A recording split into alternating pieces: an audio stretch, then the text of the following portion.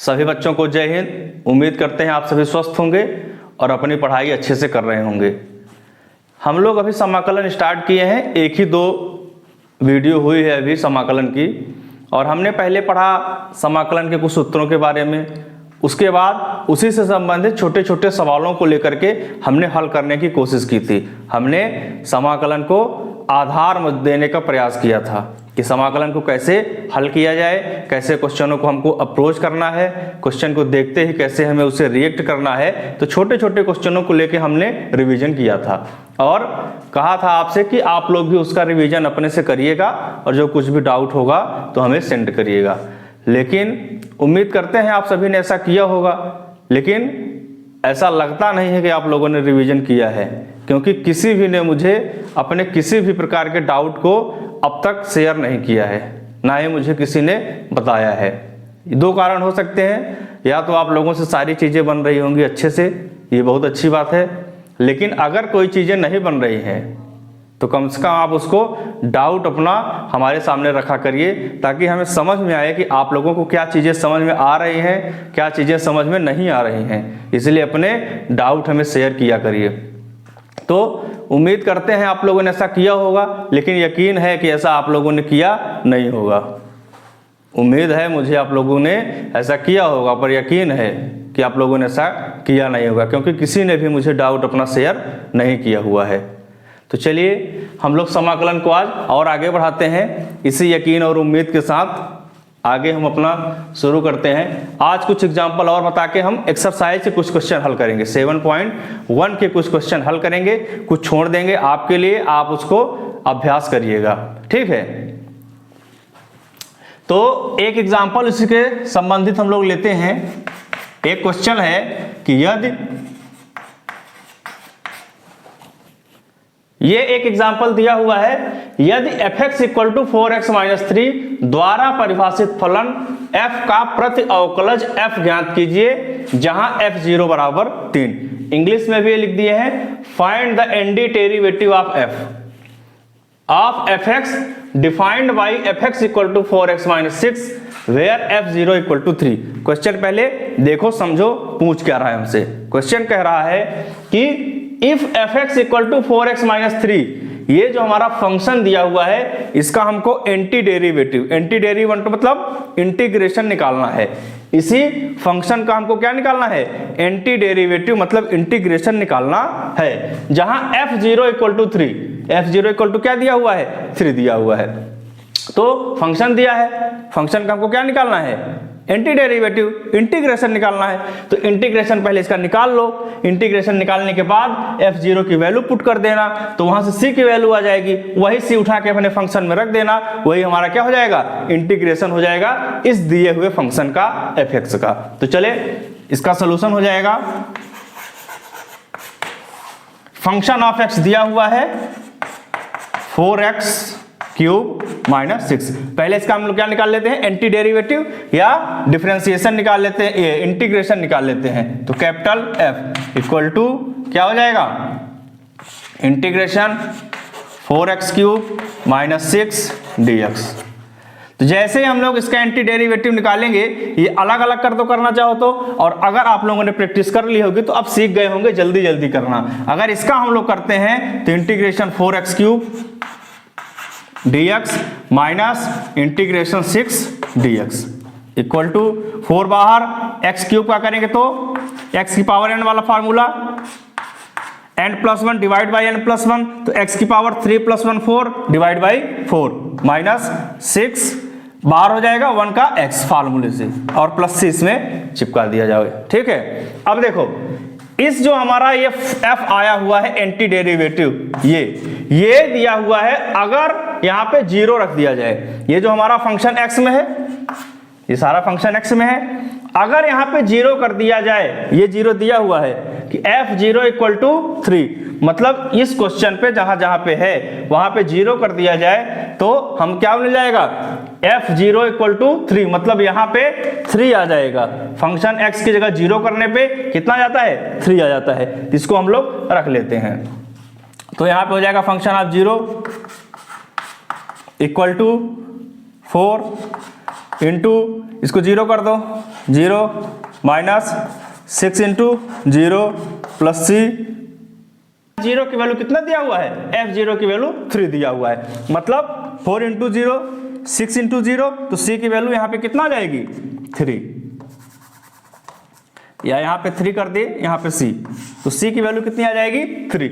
अब इसी c की वैल्यू उठा के अपने फंक्शन में रख दो, जो एक बार डिफरेंशिएशन किए हैं तो हमारा एंटी डेरिवेटिव आ जाएगा। तो कहने का मतलब ये हमारा फंक्शन x था, फंक्शन ऑफ x आया हुआ है। अगर इसको कैंसिल करना चाहो कैंसिल कर दो, 4 से 4 x की power 4 minus 6x plus c, इस c की वैल्यू उठा के यहाँ ले आओ, पुट कर दो, तो x की पावर 4 माइनस 6x और प्लस 3, ये हमारा हो जाएगा फंक्शन ऑफ x। यही हमको f डिफाइंड करना था इस क्वेश्चन को। एक बार फिर देख लें, एक फंक्शन दिया हुआ है, उस फंक्शन का हमको एंटी डेरिवेटिव निकालना था, बस इतना ही क्वेश्चन है। इसी फंक्शन का हमको एंटी डेरिवेटिव मतलब इंटीग्रेशन निकालना है, साफ साफ। बस f0 की वैल्यू 3 दिया हुआ है, ये इसलिए दिया है क्योंकि ताकि हम लास्ट में c की वैल्यू निकाल सके। तो एंटी डेरिवेटिव मतलब डिफरेंशिएशन होता है, हमने इसी फंक्शन का डिफरेंशिएशन कर दिया, तो ये हमारा फंक्शन आ गया। अब इसी फंक्शन को 0 के इक्वल कर दो, 0 की वैल्यू यहाँ पे 3 कर दो, 3 करने के बाद c की वैल्यू आएगी, इसी c की वैल्यू उठा के अपने फंक्शन में रख दो, तो ये हमारा फंक्शन हो जाएगा जो कि एंटी डेरिवेटिव फॉर्म में है। ठीक है, तो ये एक एग्जांपल हो गया। अब हम लोग इसके एक्सरसाइज के क्वेश्चन को लगाना शुरू करते हैं। 7.1 के एक्सरसाइज के क्वेश्चन को लगाना शुरू करते हैं। अभी हमने कुछ एक्सरसाइज एग्जाम्पल के क्वेश्चन कराए हैं, अब हम एक्सरसाइज के कुछ क्वेश्चन करा देते हैं, कुछ छोड़ देंगे आपके लिए, आप भी उसका अपने से रिवीजन करिएगा और उसमें से जो भी डाउट होगा वो हमें सेंड करिएगा, क्योंकि आपको मेहनत करना पड़ेगा, हमारे साथ आपको भी मेहनत उतनी ही करनी पड़ेगी। देखते चलो, उसको रिवीजन नहीं करो, किसी काम का नहीं है। अगर मैथ को सीखना है या लगाना है तो हमको सबसे पहला काम केवल और केवल रिवीजन करना है बस, क्योंकि बिना रिवीजन के मैथ आपसे बनेगी ही नहीं। कोई कितना भी अच्छा पढ़ाने वाला क्यों ना हो, या आप लोग कितने भी अच्छे पढ़ने वाले क्यों ना हो, अगर रिवीजन नहीं करेंगे, हर दूसरे तीसरे दिन आप उस चीज़ को रिवाइज नहीं करेंगे, तो मैथ एक ऐसी चीज़ है कि आपको भूल जाएगी। तो आपको साथ साथ में रिवीजन करते चलना है। तो उम्मीद करते हैं आप लोग हमारी बातों को ध्यान देते हुए इसका रिवीजन भी करेंगे। ठीक है, तो अब हम लोग चलते हैं, कुछ एक्सरसाइज के क्वेश्चन कर लेते हैं। तो कुछ क्वेश्चन हम लोग लेते हैं और उसको सॉल्व करने की कोशिश करते हैं। एक्सरसाइज के 2 क्वेश्चन हम सामने लिखे हुए हैं, ax² + bx + c dx और √x - 1/√x dx। ये हमको क्या निकालना है, इसका इंटीग्रेशन निकालना है। ठीक है, हम लोग इसी टाइप के क्वेश्चन किए हुए हैं, तो ये क्वेश्चन हमसे बन जाना चाहिए, क्योंकि यहाँ पे 3 अलग अलग चीजें लिखी हुई हैं। तो या तो आप लोग इसको डायरेक्ट करें या अलग अलग करके कर सकते हैं, जैसी आपकी इच्छा हो। प्रैक्टिस जितना ज्यादा आप लोग कर लेंगे उतने जल्दी ये क्वेश्चंस आपसे बन जाएंगे। बहुत इजी क्वेश्चन है। तीनों को हमने क्या किया, अलग अलग कर दिया। अब यहाँ पे जो ए बी और ये सी है, ये कांस्टेंट नंबर है। यहाँ पे ए बी सी कांस्टेंट है, ये x जो है हमारा वेरिएबल है, इसी को हमको डिफरेंशिएट इंटीग्रेट करना है। ठीक है, तो a बाहर हो गया। x² का इंटीग्रेशन वही n+1 divide by n+1, power 2 है तो 2+1 डिवाइड बाई प्लस। b बाहर, पावर 1 है तो 1+1 2 डिवाइड बाई 2। c बाहर, 1 का सीधे x और प्लस c। ठीक है, ये कैपिटल वाला c, इसको लिख लो अच्छे से, ax³ divide by 3 plus bx² divide by 2 plus cx plus capital C, ये कांस्टेंट वाला। ठीक है, ये हो गया हमारा। Next question, √x - 1/√x dx।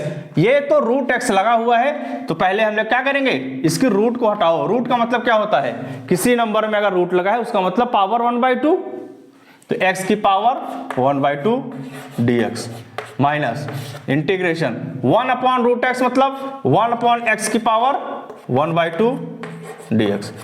अब ये तो सीधे सीधे यहाँ पे डिफरेंस इंटीग्रेशन हो जाएगा, क्योंकि x की पावर n है, सीधे फार्मूला लगा दो, तो x की power n+1 divide by n+1 minus integration. अब यहाँ पे देखो फंक्शन में हमारा यहाँ पे नीचे x की पावर 1/2 डिवाइड में लिखा हुआ है, तो इसको क्या करेंगे, पलट के ऊपर कर देंगे। तो जैसे ही ऊपर करेंगे ये हो जाएगा x की पावर -½ और जब -½ हो जाएगा तब इसका डिफरेंशिएशन इंटीग्रेशन करना इजी हो गया, क्योंकि x की पावर अब ये n में आ गया है। तो x की पावर 1/2 1 में ऐड करना है तो 3/2 डिवाइड बाई 3/2 माइनस, अब इसका भी वैसे ही कर दो, x की पावर -½ +1 डिवाइड बाई -½ और +1 और लास्ट में +c कर दो। अब इसको जब सॉल्व करेंगे तो 3/2 क्या हो जाएगा, 2 ऊपर चला जाएगा। ये 3/2 2 डिवाइड में है, ये मल्टीप्लाई ऊपर हो जाएगा, ये हमारा वही रह जाएगा। और यहाँ पे -½ +1 कर दो और -½ ये भी +1 कर दो। तो अगर इसको सॉल्व करते हैं तो हो जाएगा 2/3 x की पावर 3/2। अब ये -½ +1 है तो +½ हो जाएगा, तो +½ मतलब 1/2 ये भी ऊपर हो जाएगा तो 2, और ये x माइनस जो ½ आएगा उसको डिवाइड में कर दो, तो x की पावर ½ +c। इतना भी इसको आंसर छोड़ सकते हैं। इसके आगे सॉल्व करना चाहो तो इसको आगे भी सॉल्व कर सकते हैं। कैसे, ये जो x की पावर 3/2 है इसको हम लोग क्या ले सकते हैं, एक तो 1/2 अलग कर दो, एक +1 अलग कर दो, तो एक √x हो जाएगा और एक 1 हो जाएगा। इसको इस प्रकार से कर सकते हैं। और ये जो ½ में है इसको भी हम लोग √x कर सकते हैं, या तो इसको इतना ही छोड़ दो। इसके आगे आप लोग कर लेंगे। ये 2 क्वेश्चन हो गए, ये बहुत ईजी क्वेश्चन थे।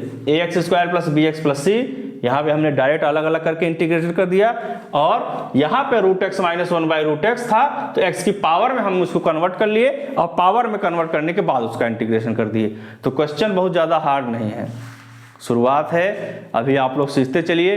क्वेश्चन सभी ऐसे ही लगेंगे।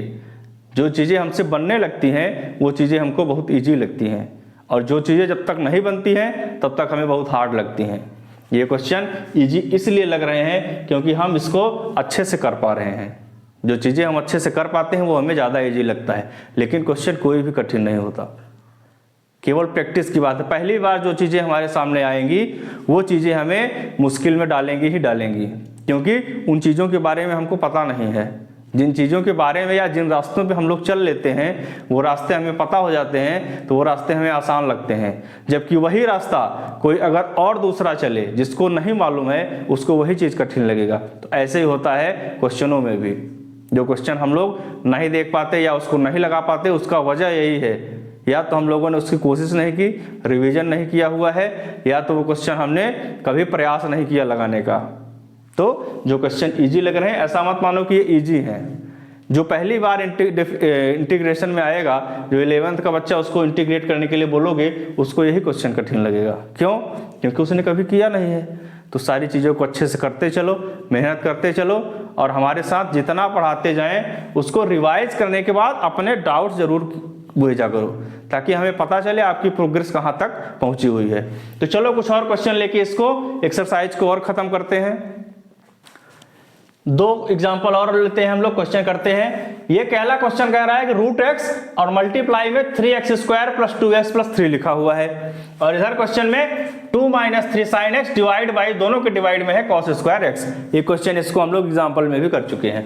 अब यहाँ पे देखो, जो पहला क्वेश्चन कह रहा है कि √x का अंदर इन तीनों पे क्या करना है, पहले तो मल्टीप्लाई करना है, और हमें पता है √x क्या होता है, x की पावर ½ होती है। √x का मतलब x की पावर 1/2, मतलब x की पावर 1/2 से अंदर हमको क्या करना है, मल्टीप्लाई करना है। तो मल्टीप्लाई कर दो 3x। अब ये बताओ, यहाँ x की पावर 2 है और x की पावर यहाँ ½ है। जब बेस सेम होता है तो हमारा पावर क्या होता है, ऐड होता है।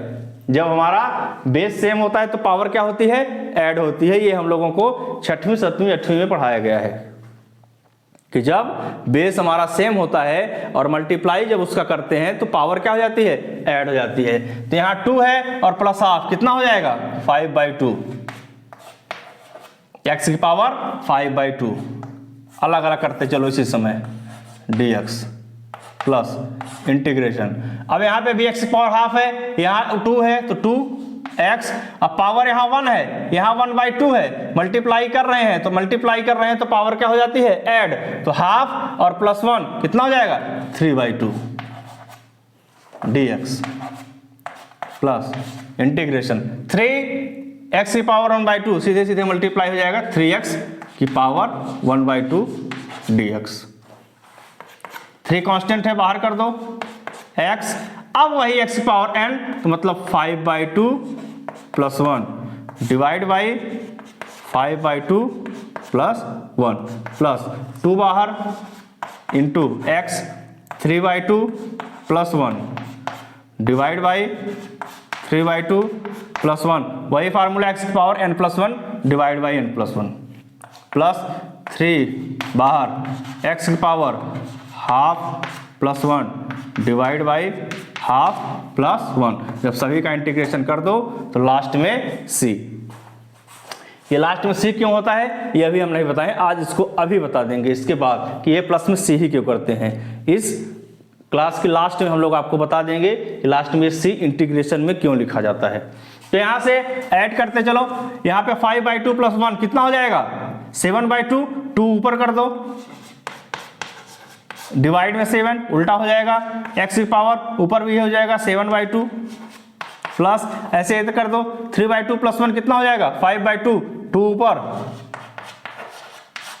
5 डिवाइड में x 5/2 प्लस हाफ प्लस 1 3/2, तो 3 इंटू 2 और बाई 3 ऊपर क्या हो जाएगा x half plus 1 3/2 plus c। ये हमारा आंसर हो जाएगा। मल्टीप्लाई करके आप लोग लिख लेना, ये लिख देता हूँ 3 6/7 x की पावर 7/2 2 2 जा 4 डिवाइड बाई 5 x की पावर 5/2 3 से 3 कैंसिल कर दो प्लस 2 x 3/2 प्लस c। ये हमारा इस क्वेश्चन का आंसर हो गया। रूट x का अंदर मल्टीप्लाई कर दिए, मल्टीप्लाई करने पे अगर पावर सेम सेम है मल्टीप्लाई करने पे पावर ऐड हो जाती है, सभी की पावर ऐड कर दी। एक बार अच्छे से चेक कर लेना सभी ऐड अच्छे से किए हो कि नहीं। यहाँ 7/2 3/2 में ऐड करेंगे 5/2 और इसमें करेंगे तो 3/2। ये पहले वाले क्वेश्चन का हमारा आंसर हो गया। अगला क्वेश्चन देखो, इस टाइप के क्वेश्चन हम लोग एक एग्जाम में एग्जाम्पल में किए भी थे। 2 - 3 sin x divide by cos square x। इसका मतलब ये हुआ कि ये जो cos स्क्वायर है इसके भी साथ लगा हुआ है, इसके भी साथ लगा हुआ है, तो पहले दोनों क्या कर दो अलग अलग कर दो। तो पहला हो गया integration 2 divide by cos square x minus integration 3 sin x divide by cos square x dx। 2 by cos square x क्या लिख सकते हैं 2 को तो बाहर कर दो कांस्टेंट है, 1/cos स्क्वायर x क्या होता है sec स्क्वायर x माइनस 3 को भी बाहर कर दो कांस्टेंट है।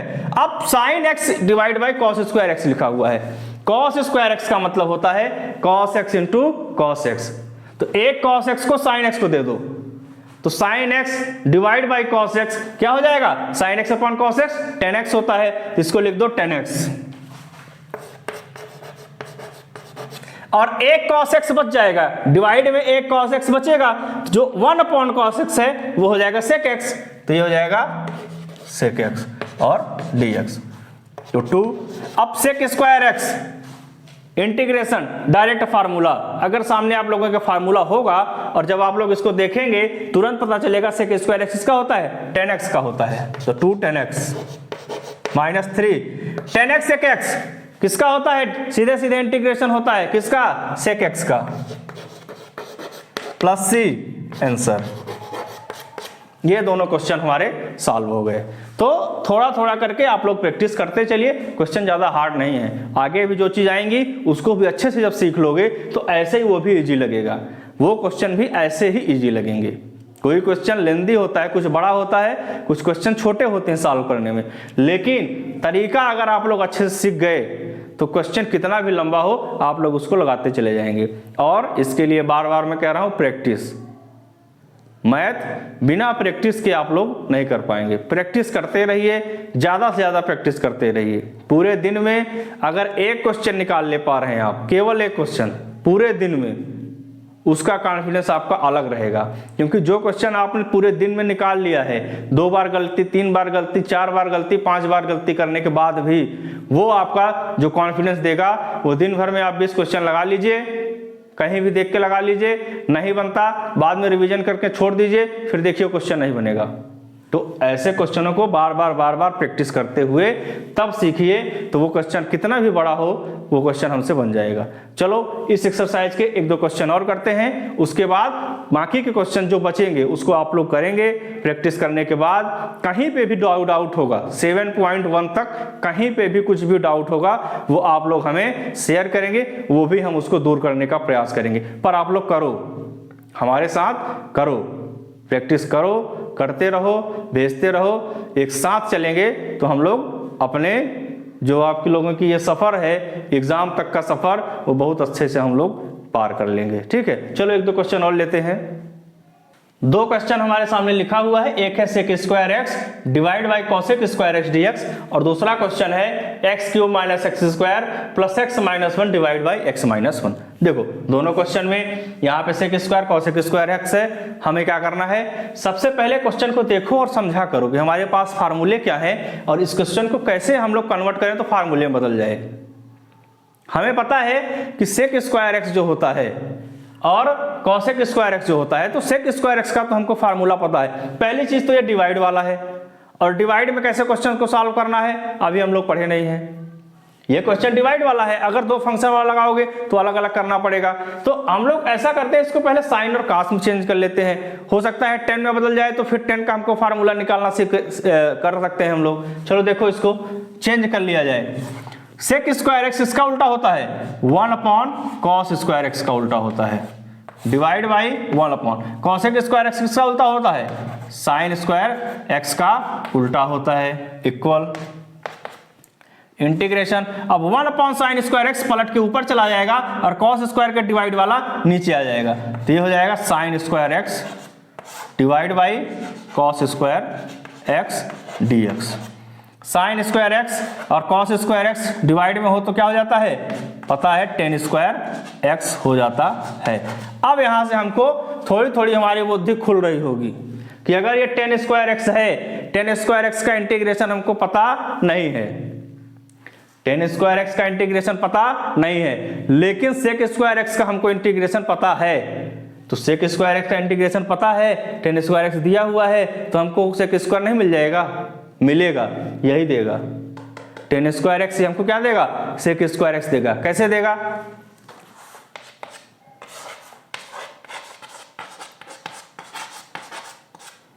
ऐसा करने से हमको देगा tan square x sec square x minus 1। Trigonometry में ये जो 3 प्रॉपर्टी होती हैं, sine square x plus cos square x equal to 1, दूसरी में टेन और सेक का, और तीसरी में क्या है, कॉट और कॉसेक का। तो वो जो दिया हुआ है हम लोग इसी से इसको कन्वर्ट कर लेंगे सेक स्क्वायर एक्स माइनस 1 में, इसको एक्स। अब ये हम आसानी से कर पाएंगे। कैसे, सेक स्क्वायर एक्स का हमको पता है 10x होता है, और माइनस 1 को अलग कर दोगे तो माइनस एक्स हो जाएगा। तो जब इसका इंटीग्रेशन करेंगे तो इंटीग्रेशन हम लोगों का आ जाएगा सेक स्क्वायर एक्स का 10x माइनस 1 का x प्लस c, ये हमारा आंसर हो जाएगा। तो इस क्वेश्चन में हमने पहले इसको साइन और कास में कन्वर्ट कर लिया, टेन स्क्वायर एक्स मिल गया। यही टेन स्क्वायर एक्स ट्रिग्नोमेट्री के जो 3 सर्वसंख्याएं होती हैं, आइडेंटिटी होती है, उस आइडेंटिटी में इसको कन्वर्ट कर लेंगे सेक स्क्वायर एक्स माइनस 1 10x। तो दिमाग को खुला रखो, पीछे जो चीजें पढ़ चुके हो उसको बार बार कह रहा हूं, एक बार फिर से कह रहा हूं, उसको रिवीजन कर लो। सारी चीजें पीछे की रिवाइज होनी चाहिए, जितना भी जो 12th में हो तो 11th तक, 11th वाले हो तो 10th तक, 10th में हो तो पूरा 9th तक, सारी चीजें रिवीजन हमको होना चाहिए हमेशा। तब जाके हम लोगों का दिमाग दौड़ेगा कि टेन स्क्वायर एक्स से सेक स्क्वायर एक्स माइनस 1 कैसे हुआ। अगर आइडेंटिटी पता रहेगी तो हम लोग ऐसे कन्वर्ट करके, इसका भी हमको इंटीग्रेशन पता है, इसका भी इंटीग्रेशन हमको पता है, हम लोग कर ले जाएंगे। ठीक है, नेक्स्ट क्वेश्चन देखो, ये डिवाइड में x माइनस 1 है, तो पहले तो हमको क्या करना पड़ेगा, इस x माइनस 1 को अपने ऊपर वाले जो पॉलिनोमियल दिया हुआ है 4 3 पदों वाला, उसमें हमको क्या करना है, डिवाइड करना है। सीधे सीधे क्वेश्चन कह रहा है कि x माइनस 1 का डिवाइड कर दो ऊपर, तो चलो डिवाइड कर दो, x cube minus x square plus x minus 1। अब ये डिवाइड भी पीछे की क्लासों में सिखाया जा चुका है, आप लोगों से बने या ना बने। बने या ना बने, लेकिन ये भी सिखाया जा चुका है। लेकिन बहुत से बच्चों को ये मालूम नहीं होगा अभी डिवाइड करना भी, या मालूम होगा तो भूल गए होंगे बिना रिवीजन किए। कैसे करते हैं, इस वाले पहले वाले x को देखो और इसके पहले वाले x को देखो, यहाँ पे पावर 1 है, यहाँ पे पावर 3 है। मतलब कहने का कि अगर हम लोग x स्क्वायर बार इस पे मल्टीप्लाई करा दें तो x की पावर 1 और 2 3 हो जाएगी। कर दो मल्टीप्लाई, तो इसका मल्टीप्लाई, क्योंकि ये क्या होता है, भाजक होता है, भाग देने वाला, तो इसका गुणा इसके साथ किया जाता है, तो कर दो। एक्स स्क्वायर का x एक्स क्यूब, -1 का तो -x², माइनस करने पे साइन चेंज हो जाता है। माइनस करने पे क्या होता है, साइन चेंज हो जाता है। क्यों चेंज हो जाता है, नीचे वाले पॉलिनोमियल या कोई भी जो चीज लिखा हुआ है उसको माइनस करने पे साइन चेंज क्यों हो जाता है, इसलिए हो जाता है क्योंकि जब इसके बाद इसको माइनस करेंगे तो माइनस करके ब्रैकेट लगाएंगे, तो ब्रैकेट के बाद ये वाला जो माइनस है वो अंदर मल्टीप्लाई हो जाता है। जब ये वाला अंदर मल्टीप्लाई कराएगा तो प्लस को माइनस कर देगा, माइनस को क्या कर देगा, प्लस कर देगा। इसलिए नीचे वाली की साइन क्या होती है, माइनस करने पे चेंज हो जाती है। ये कट गया, ये भी माइनस प्लस था, कट गया, ये ऊपर से आ गया x -1। अब यहाँ भी x -1 है, एक बार ले जाओ, x -1 माइनस करने पे ये भी कट गया, ये भी कट गया, बचा कितना, x² + 1। मतलब इसका डिवाइड क्या लिखा हुआ है, x² + 1 लिखा हुआ है, x² + 1 dx। अब हो गया, अब तो इसको फट से इंटीग्रेट कर दोगे, फटाफट आ गया अपने लाइन में, x² का 1 का और +c चिपका दो।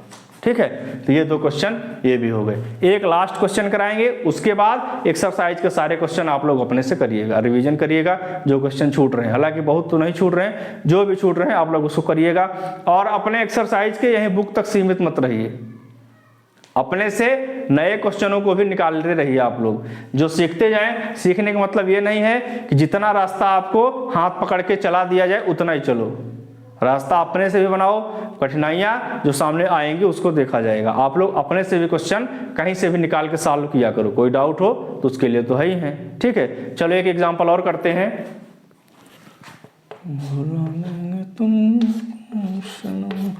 चलो एक क्वेश्चन है हमारे सामने, यदि d/dx fx = 4x³ - 3/x⁴, जिसमें f2 = 0। ये क्वेश्चन कह रहा है इफ d/dx fx = 4x³, ये फंक्शन दिया हुआ है विथ d/dx।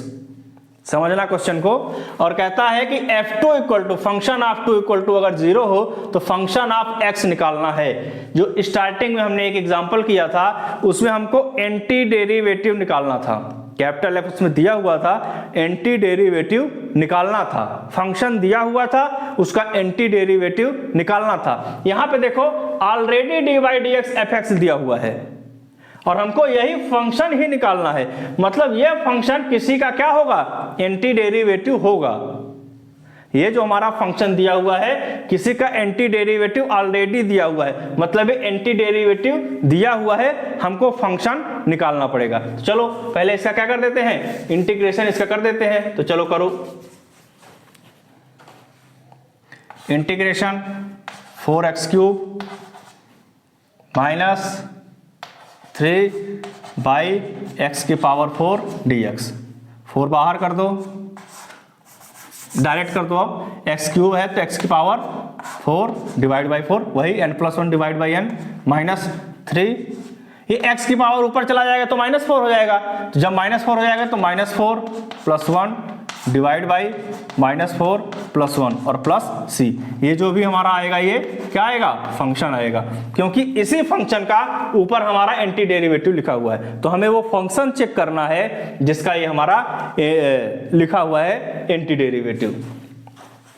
4 से 4 कैंसिल, x⁴ ये हो जाएगा -x है +1 है -3, ये 3 से 3 से कैंसिल हो जाएगा और माइनस माइनस प्लस इसको कर देगा, ये कैंसिल इससे हो जाएगा, ये हो जाएगा x⁴ -3 और +c।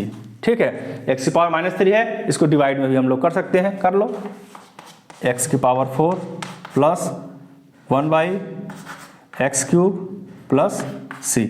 अब देखो ये जो हमारा फंक्शन x आया है अभी इसमें c लगा हुआ है, c क्या है, लगा हुआ है। इसी c को हमको हटाना है, तो हटाने के लिए fx की वैल्यू दिया हुआ है कि अगर f2 इक्वल टू 0 हो, मतलब इस x की जगह पे अगर 2 कर दें, इस x की जगह पे अगर 2 कर दें, तो ये पूरा हमारा फंक्शन क्या होगा, 0 हो जाएगा। तो f2 निकाल लो, f2 इक्वल टू यहाँ पे 2 रख दो, 2 की पावर 4 प्लस 1 बाई 2 की पावर 3 प्लस c। f2 की जगह क्या हो जाएगा, 0, तो 0 इक्वल टू 2 की पावर 4 16, 1 बाई 2 2 जा 4 2 जा 8 प्लस c, तो 0 इक्वल टू, इसको सॉल्व कर लो, 16 1 जा 16 8 128, अलर्ट रहो, डिवाइड बाई 8 प्लस c। अब ये पूरा का पूरा इधर चला जाएगा सॉल्व होके, तो c की वैल्यू माइनस में आ जाएगी, 128 और 129 उधर जाएगा माइनस का 129/8। इसी c का मान उठा के यहाँ पे रख देंगे तो हमारा फंक्शन x आ जाएगा। तो फंक्शन ऑफ x की power 4 plus 1 by x cube और प्लस c है, वैल्यू आई है -128 डिवाइड बाई 8। ये हमारा फंक्शन हो जाएगा। प्रायः क्वेश्चन आता रहता है कि इंटीग्रेशन करते समय जो लास्ट में c लिखा जाता है वो c किस लिए लिखा जाता है। तो देखो, अगर जैसे हम लोग कोई फंक्शन ले लेते हैं, function of x square plus 9, एक दूसरा फंक्शन ले लो, function of x square plus 16 या -16, एक और फंक्शन ले लो x स्क्वायर प्लस 10। अब हम इसका क्या करते हैं, इसका पहले तो डिफरेंशिएशन करो, पहले क्या करो, डिफरेंशिएशन करो। तो जब डिफरेंशिएशन करते हैं ये क्या हो जाता है, डिफरेंशिएशन करो f डैश x स्क्वायर का 2x प्लस 9 क्या हो जाएगा, 0 हो जाएगा। कांस्टेंट है, कांस्टेंट का डिफरेंशिएशन क्या होता है, 0। किसी भी कांस्टेंट नंबर का अवकलन क्या होता है, 0 होता है। इसका भी करो, तो इसका क्या आ जाएगा, x स्क्वायर का 2x, नीचे वाले करो x स्क्वायर का 2x। अब देखो तीनों फंक्शन हमारा क्या आ गया, 2x 2x और 2x। ये देखो अलग अलग तीनों फंक्शन था, डिफरेंशिएशन करने पे क्या आया है, डिफरेंशिएशन करने पे क्या आया है, डिफरेंशिएशन करने पे 2x 2x 2x आया है। अब अगर इसी का इंटीग्रेशन फिर से करोगे, यही ना आएगा, x स्क्वायर 2x का इंटीग्रेशन करो, तो integration of 2x equal to 2 बाहर इंटू x करो, x स्क्वायर डिवाइड बाई 2, 2 से 2 कट गया, कितना आ गया, x स्क्वायर और बाद में प्लस c। ये प्लस c क्यों लिखा जाता है, अब समझ में आ गया होगा कि ये प्लस c क्यों लिखा जाता है। क्योंकि तीन फंक्शन अलग अलग यहाँ पे जो डिफरेंशिएट होने के बाद आए हैं, ये अलग अलग तीनों थे, तीनों एक नहीं थे, तीनों में कुछ न कुछ हमारा कांस्टेंट जुड़ा हुआ था। तीनों फंक्शन में हमारा क्या जुड़ा हुआ था, कांस्टेंट जुड़ा हुआ था। तब डिफरेंशिएशन के बाद वो कांस्टेंट हट गया, खत्म हो गया। तो जब वो हट गया है लेकिन था फंक्शन में, तो जब एंटी डेरिवेटिव उसका निकालेंगे, डिफरेंशिएशन जब उसका निकालेंगे, तो तीनों फंक्शन का एक ही इंटीग्रेशन नहीं आएगा, क्योंकि हमारा फंक्शन अलग था। जब तीनों फंक्शन अलग अलग थे तो ये तीनों का कांस्टेंट जुड़ा हुआ है, मतलब कुछ न कुछ होगा। अब कुछ भी होगा वो हमसे पता नहीं, लेकिन ये कांस्टेंट c इसीलिए जोड़ा जाता है क्योंकि हो सकता है इस फंक्शन का जो पहले डिफरेंशिएशन के पहले कुछ न कुछ अगर कांस्टेंट रहा हो, तो ये कांस्टेंट के लिए प्लस c लगा दिया जाता है। तो यहां तक हमने 7.1 के कुछ एग्जाम्पल भी किए थे, कुछ एक्सरसाइज क्वेश्चन भी कर लिए थे, कुछ फार्मूले तो आपको पहले ही बता दिए हैं। ये इतनी चीजें आप लोग रिवीजन कर लीजिएगा। अगली क्लास में हम लोग नेक्स्ट आगे से स्टार्ट करेंगे, ठीक है। उम्मीद करते हैं आप लोगों को ये आज की चीजें समझ में आई होंगी, और जो भी डाउट होगा उसको आप लोग हमें साझा करें, हम उसको अगले दिन उसको दूर करने का प्रयास करेंगे, ठीक है। धन्यवाद। तो ये हमारा क्वेश्चन दिया हुआ था, fx इक्वल टू इतना, f2 दिया हुआ था, हमको एक फंक्शन x निकालना था। हमने इसका एंटी डेरिवेटिव निकाला, डिफरेंशिएशन निकाला। डिफरेंशिएशन निकालने के बाद जहां पे fx दिया था वहां पे उसकी वैल्यू पुट कर दिए, 0 दिया था 0 कर दिए, यहां से c की वैल्यू निकाल के रख दिए। ये हमारा क्या हो गया, ये हमारा हो गया फंक्शन ऑफ x, यही हमको निकालना था। तो अब हम लोग एक्सरसाइज और एग्जाम्पल 7.1 तक कर चुके हैं। आप लोग इसका रिवीजन करिएगा और करने के बाद कोई भी दिक्कत होगी तो हमसे पूछिएगा। दिमाग को बिल्कुल कंसंट्रेशन करके और रिवीजन में बिल्कुल ध्यान दीजिएगा। बार बार कह रहा हूँ, रिवीजन में बहुत ज़्यादा ध्यान दीजिए। जितना ज़्यादा आप रिवाइज करेंगे किसी चीज़ों को, वो चीज़ें बार बार मेमोरी में आपके रहेंगी। दिमाग में जो चीज़ों को आप बार बार रिवाइज करते रहेंगे वो आपके दिमाग में रहेंगी। जो चीज़ों को आप यूज नहीं करेंगे वो चीज़ें धीरे धीरे आपके दिमाग से निकल जाएंगी। हर मामले में ऐसा नहीं होता है, हर मामला ऐसा नहीं होता, लेकिन कम से कम पढ़ने वाली चीज़ों में तो ऐसा होता ही है कि आप लोग किसी चीज़ को रिवाइज ना करें तो वो चीज़ क्या होती है, भूल जाती है। हर चीज़ ऐसा नहीं है, काफ़ी सारी चीज़ें आपको हमेशा हमेशा के लिए याद भी रह जाती हैं। आप लोग ना चाहो तब भी याद आएगी, लेकिन कम से कम पढ़ाई में तो ऐसा है कि अगर किसी चीज़ को रिवाइज नहीं करोगे तो वो चीज़ें हमको क्या होंगी, धीरे धीरे भूलती जाएंगी। अब ये जो बचा हुआ था कि +C ही क्यों करते हैं, किसी भी इंटीग्रेशन के क्वेश्चन को सॉल्व करने के बाद लास्ट में +C ही क्यों करते हैं, डिफरेंशिएशन में ऐसा क्यों नहीं करते हैं, उसको भी जान लो।